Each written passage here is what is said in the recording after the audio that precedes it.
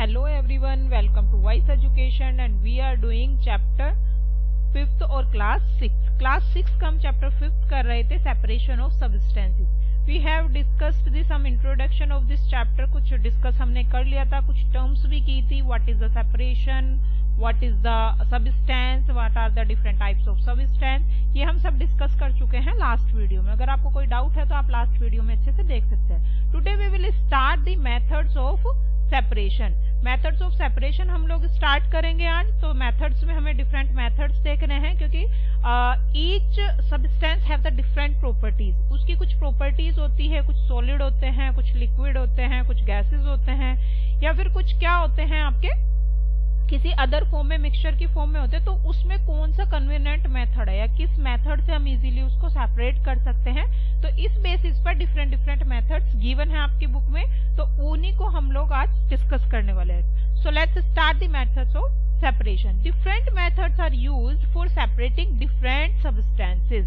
Different substances के different method हम लोग यूज करते हैं दैट आर मिक्स टुगेदर, यानी कि जो डिफरेंट सब्सटेंस है, जो मिक्स है, मिक्सचर बना हुआ है, उनको हम लोग कैसे सेपरेट कर सकते हैं. तो first method is the hand picking, then threshing, winnowing, sieving, sedimentation and decantation, filtration, evaporation and condensation.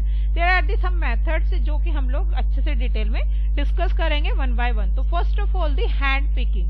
Hand picking क्या होता है? This method of hand picking can be used for separating slightly larger sized, बहुत ज्यादा नहीं लेकिन थोड़े बहुत अगर बड़े साइज में है, impurities like piece of dirt, stones and husk from the wheat, rice and pulses, तो हम उसे इजीली हैंड पिकिंग से सेपरेट कर सकते हैं. हैंड पिकिंग से मतलब ये है कि हमें क्या करना है कि चीजों को हमें हैंड से पिक करना है, यानी कि उसको उठाना है.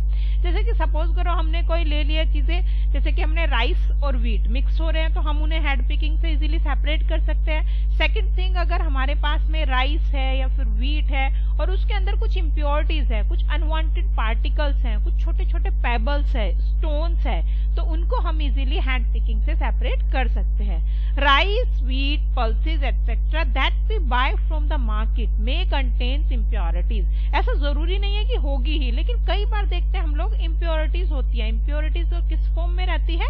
कुछ ऐसे पार्टिकल्स होते हैं in the form of small stones और अनवांटेड ग्रेन्स. कुछ ग्रेन्स दूसरे के भी आ जाते हैं, जैसे कि हमने राइस लिया हुआ है लेकिन उसके अंदर कई बार हमारे पास में क्या आ जाता है, व्हीट के भी ग्रेन्स मिल जाते हैं. तो उनको हमें सेपरेट करना होता है अपने अच्छे टेक्सचर के लिए, कि जिससे कि खाना जो है हमारा अच्छे से बन पाए, उसके अंदर दूसरी चीजें अनवांटेड सब्सटेंस या जो नहीं होने चाहिए वो उसके अंदर प्रेजेंट ना हो. ठीक है, तो ये हैंड पिकिंग से हम इजीली कर सकते हैं. सबसे कन्वीनियंट मेथड होता है hand picking, but it is a time consuming. इसमें थोड़ा टाइम ज्यादा लगता है, लेकिन कुछ अगर जो अनवांटेड सब्सटेंस है वो स्मॉल है अमाउंट में, यानी कि उनका नंबर बहुत ज्यादा नहीं है, तो हम इजीली हैंड पिकिंग से उन्हें सेपरेट कर सकते हैं. नेक्स्ट जो है, ये मेथड प्रीफर क्यों किया जाता है? The quantity of mixture is small. कब करते हैं हम इस मेथड को? अगर हमारे पास में जो मिक्सचर है वो स्मॉल है. जैसे कि सपोज करो यहाँ हमने फिगर में देखा हुआ अभी ये हमारे पास अमाउंट है और इसमें से हमें क्या करना है, ये आपके पास व्हीट है और ये ब्लैक ब्लैक से जो आपको दिखाई दे रहा है ब्राउनिश से कलर के, ये आपके क्या है, ग्राम है, यानी कि चने के हमें जो ग्रेन्स है वो सेपरेट करने हैं आपके गेहूं से. तो इन्हें इजीली सेपरेट कर सकते हैं. जैसे ग्रुपिंग में थोड़ा थोड़ा पार्ट डिवाइड करेंगे तो ये लगभग 10-15 मिनट में अराउंड हो जाएगा complete. The unwanted substance is present in smaller quantities. जो अनवांटेड सब्सटेंस है वो भी क्या है, बहुत स्मॉलर क्वांटिटीज में. एंड द साइज, शेप और colour of the unwanted substance is different. क्योंकि अगर सेम ही साइज के होगा या शेप सेम होगी या फिर उसका कलर जो है वो भी सेम होगा, तो थोड़ा सा आइडेंटिफाई करने में हमें डिफिकल्टीज हो सकती है. लेकिन अगर अनवांटेड सब्सटेंस बिल्कुल अलग है, उसकी शेप, उसका कलर, उसका स्ट्रक्चर थोड़ा डिफरेंट है, तो हम इजीली हैंड पिकिंग से उसको सेपरेट कर सकते हैं. तो काफी इजी मेथड है, इसमें कोई ऐसी स्पेशल टेक्नोलॉजी की जरूरत नहीं है कि आपको कुछ इन चीजों में सीखने की जरूरत है. ठीक है, तो ये नॉर्मल सी चीज है, तो इसे हम इजीली कर भी सकते हैं. और नॉर्मली हम लोग हाउस में ये करते भी हैं अपने घर पर. ये किचन में नॉर्मल सा एक प्रोसेस होता है जो आपकी मदर वगैरह करती भी होंगी. ओके, नेक्स्ट जो टॉपिक है that is the threshing. Threshing क्या होता है? थ्रेशिंग होता है सेपरेट करना. जब आपकी जो व्हीट, राइस और ये आपकी मेज है, ये सब जो होती है, आपकी मस्टर्ड है, जब वो पूरी तरह से राइप हो जाती है तो उसके बाद हार्वेस्टिंग की जाती है. और हार्वेस्टिंग करने के बाद में हमें सीड को सेपरेट करना होता है या उसके ग्रेन्स को हमें अलग निकालना होता है। कौन से पोर्शन से? उसके जो प्लांट वाला पार्ट है, उसका स्टोक है जिसके अंदर वो प्रेजेंट होता है, उससे हमें सेपरेट करना होता है। And this process is known as threshing. The process that is used to separate grains from stalk etcetera. Etcetera से मतलब है कि जरूरी नहीं है वो स्टॉक में ही होगा, कई बार हमें फ्रूट को उसकी पार्ट से, मस्टर्ड वाले जैसे पोर्शन में, तो उससे भी थोड़ा अलग करना होता है। Is called the threshing. उसको हम लोग क्या कहते हैं? थ्रेशिंग कहते हैं। In this process the stalk are beaten to free the grain seed. इसमें क्या करते हैं? स्टॉक को बीट किया जाता है। जैसे कि यहाँ पे एक हार्ड सा मटेरियल बीच में रख लेते हैं, जैसे कि ये वुड की काफी बड़ी सी वुड रखा हुआ है, जैसे कि एक्चुअली ये स्टेम है किसी भी बड़े ट्री का, और उसको बीच में रख करके या फिर आयरन का कुछ रख लेते हैं और उसको बीट करना शुरू करते हैं। तो जैसे ही ये इसको बीट करेंगे, यहाँ से यहाँ पर मारना शुरू करेंगे, तो वो ग्रेन क्या होंगे? क्योंकि वो राइप हो चुके हैं पूरी तरह, बस जरा सा उनको क्या करना है? हल्का सा एक तरह से प्रेशर लगाना है, और प्रेशर लगाते ही वो उससे सेपरेट हो जाएंगे। ठीक है, तो ये नॉर्मल प्रोसेस जो करते हैं वो इसी तरह से करते हैं, बट ये मशीन के थ्रू भी किया जाता है। It is done manually by hand और with the help of machine. या तो इस तरह से करते हैं जैसे कि इसमें दिखाया हुआ है, या फिर इस तरह की कुछ मशीन होती है जिसमें कि सेपरेट हो जाता है। एक्चुअली ये जो मशीन दिखाई हुई है ये आपकी विनोइंग की भी है प्लस थ्रेशिंग की भी है। विनोइंग हम अगले नेक्स्ट टॉपिक है जो हमारा, जो नेक्स्ट टेक्निक है उसके अंदर इंक्लूड करेंगे।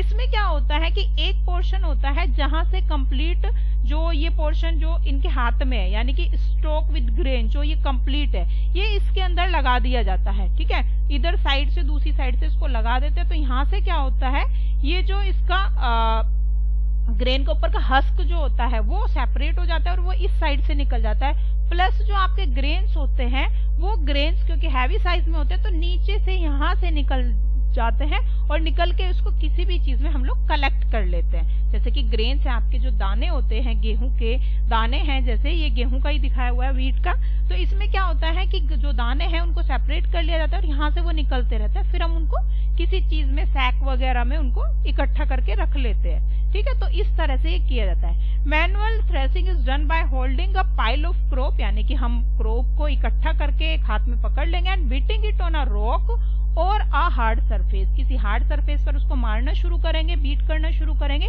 This लूजन the separate the grain from the stock. ये क्या कर देगा? स्टॉक से ग्रेन को सेपरेट कर देगा इस तरह से जब हम उसको बीट करेंगे। सेकंड जो है, ये तो हो गया आपका मशीन के थ्रू, हो गया आपका हैंड के थ्रू, हो गया, बट कुछ एरियाज में अभी भी इवन बहुत रेयर, मतलब बहुत ही ज्यादा अनडेवलप्ड जो एरियाज हैं, विलेजेस वगैरह हैं जो अनडेवलप्ड है, जहाँ पर मशीन वगैरह नहीं है अभी भी, तो वहां पर थ्रेशिंग के लिए एक दूसरा मेथड भी यूज करता है, crushing the harvested stocks by using bullocks. Bullocks होते हैं आपके, जैसे कि यहाँ पर ये क्या है, बैल हैं ये दोनों, और इनको क्या करते हैं, इन पर घुमा दिया जाता है। ठीक है, तो ये वॉक करते रहेंगे इस पर, जैसे जैसे घूमते रहेंगे तो इनके पैरों से, क्योंकि इनके पैर क्या होते हैं, काफी हार्ड होते हैं, तो वो इजीली इनको क्रश कर देते हैं और फिर इसके बाद में विनोइंग कर ली जाती है। ये थ्रेशिंग हो गई है, यानी कि ग्रेन सेपरेट हो गया, हस्क आपका सेपरेट हो गया है, बट क्या है, दोनों अभी मिक्स ही है, तो उनको भी सेपरेट करना होगा। तो नेक्स्ट जो होगा आपकी टेक्निक वो होती है विनोइंग, यानी कि थ्रेशिंग के बाद विनोइंग करना जरूरी होता है, तभी हमें फुल्ली प्योर ग्रेन मिल सकता है। ओके, नेक्स्ट जो है that is the winnowing. Now the first is the what is winnowing, the method used to separate chaff, जिसे हस्क में बोल रही थी, यानी कि उसका छिलका जो होता है ग्रेन का, from the grain by wind और blowing air is called winnowing.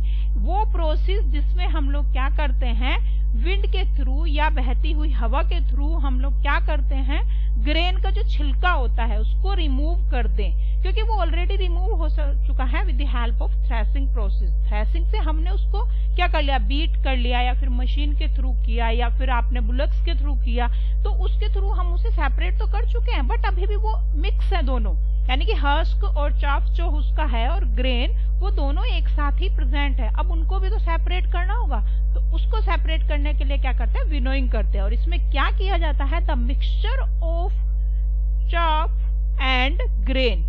ठीक है, चाफ और ग्रेन का जो मिक्सचर होता है, ये हस्क भी आप बोल सकते हो, is taken in a winnowing basket. एक बास्केट में रखा जाता है जिसको कि हम लोग विनोइंग बास्केट बोलते हैं, जैसे कि ये यहाँ पर गिवन है। ठीक है, तो ये किस तरह से होती है, इसके अंदर रख देते हैं और फिर इसको क्या करते हैं, हल्का सा टिल्ट कर देते हैं। टिल्ट करने के बाद उसको गिराना शुरू करते हैं, और ऑब्वियस सी बात है, जो चीज हैवी होगी वो यहाँ पर कलेक्ट हो जाएगी, क्योंकि वो तो विंड के थ्रू नहीं जा पाएगी दूर।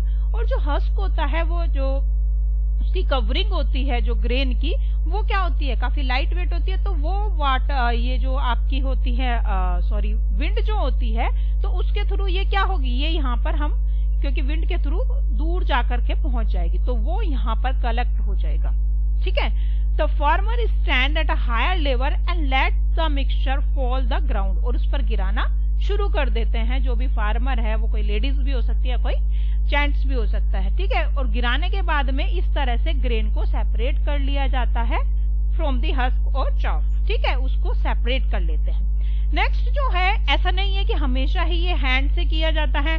आजकल वही अगेन मशीन जो मैंने अभी आपको दिखाई भी थी इसमें, तो इसके अंदर ये मशीन जो है, ये साथ साथ क्या हो रहा है, आपका थ्रेशिंग भी हो रही है, यानी कि ग्रेन्स भी यहाँ पर हो रहे हैं, और विनोइंग भी हो रही है। ये जो आपको व्हाइट व्हाइट सा पाउडरी सा सब्सटेंस यहाँ पे ये दिखाई दे रहा है, ये क्या है आपका, ये हस्क वाला पोर्शन है, तो जो कि यहाँ पर दूर जाकर के इकट्ठा हो जाएगा। ठीक है, और हमें ग्रेन भी हो गए हैं इसके अंदर, और हमें क्या मिल गया है, हमें फोडर भी मिल गया है, चारा भी मिल गया है, जो कि नॉर्मली हम लोग कैटल्स के लिए यूज भी करते हैं, या फिर हमारे जो आपके डोमेस्टिक एनिमल्स होते हैं, काऊ, बफेलो, इनके लिए खाने के लिए यूज किया जाता है। ठीक है, जिसको भूसा बोलते हैं हिंदी में।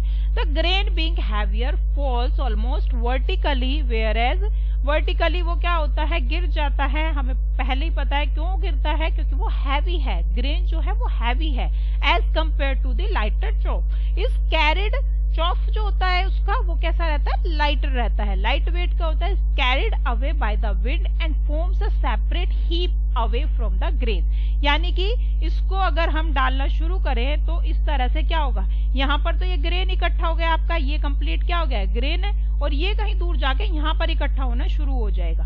ठीक है, तो यहाँ पर आपका ग्रेन मिल गया, प्लस यहाँ पर आपका क्या मिल गया है, it is the heap of the chaff. Chaff का हमें यहाँ पर ढेर मिल जाएगा। The separated chaff is used as a fodder, fodder की फॉर्म में यूज किया जाता है फॉर द कैटल के लिए। The direction of the wind plays an important role in the process of winnowing. Obviously जो विंड है किस डायरेक्शन में चल रही है, वो उसमें बहुत इंपॉर्टेंट रोल प्ले करती है, क्योंकि अगर ये इस डायरेक्शन में चल रही होती, सपोज करो ये इस डायरेक्शन में मूव होता, ठीक है, तो यहाँ पर क्या होता, ये फिर इस डायरेक्शन में मूव होने के बाद ये क्या करता, इधर की तरफ आना शुरू हो जाता, तो ये तो इसी डायरेक्शन में आ जाता है, और ये इसकी कई बार क्या है, इसी की साइड में आकर के यहाँ पर इकट्ठा होना शुरू करता। तो इसलिए हमेशा हमें विंड की डायरेक्शन देख करके ही इस तरह से एडजस्टमेंट करना होता है कि हमें कहाँ पर खड़े होना है। अगर एयर इधर की तरफ ब्लो कर रही है तो हम अपोजिट साइड में खड़े होकर ये प्रोसेस करते हैं। क्लियर? आई होप आपको अच्छे से समझ आया होगा। हमने कुछ टेक्निक इसमें कर ली है कि किस तरह से चीजें सेपरेट करी जाती है। सबसे पहले हमने क्या किया है, हैंड पिकिंग की है। हैंड पिकिंग के बाद कौन सी चीजें हैंड पिकिंग से कर सकते हैं हम सेपरेट, जिनका की जो हमारे पास इम्प्योरिटीज है कुछ लार्ज साइज हो, डिफरेंशिएशन इजीली हो जाता हो, हम उसका कलर देख करके उसको पहचान सकते हो, रिकॉग्नाइज कर सकते हो, आइडेंटिफाई कर सकते हो, तो वो सेपरेट हो जाए जिससे, ठीक है। और सेकंड जो है उसके बाद हमने थ्रेशिंग देखी है कि किस तरह से हम लोग ग्रेन्स को उसके हस्क से, उसके चॉफ से, स्टॉक से सेपरेट करते हैं, और विनोइंग में उसके चॉफ से कैसे उसको सेपरेट किया जाता है। चॉफ कब बनता है, जब थ्रेशिंग हो जाती है, क्योंकि बीट करना शुरू करेंगे तो उसके अंदर चॉफ भी प्रेजेंट रहेगा, ग्रेन भी प्रेजेंट होगा, तो विनोइंग से इन दोनों को सेपरेट कर लिया जाता है। ग्रेन को हम लोग यूज कर लेते हैं, प्लस जो चॉफ होता है वो एज अ फोडर यूज किया जाता है। आई थिंक आपको अच्छे से समझ आया होगा, और अगर नहीं समझ आया तो आप दोबारा से वीडियो देख सकते हैं, और अगर आपने लास्ट वीडियोस नहीं देखी है तो वो देख लीजिए और क्लियर हो जाएंगी चीजें। सेकंड थिंग ये है कि अगर आपको अच्छी लग रही है वीडियोस, अच्छे से क्लियर हो रही हैं चीजें, कॉन्सेप्ट आपके क्लियर हो रहे हैं, तो प्लीज मेरे चैनल को सब्सक्राइब कीजिए, लाइक एंड शेयर करना भी मत भूलिएगा। Thank you so much, take care and bye bye.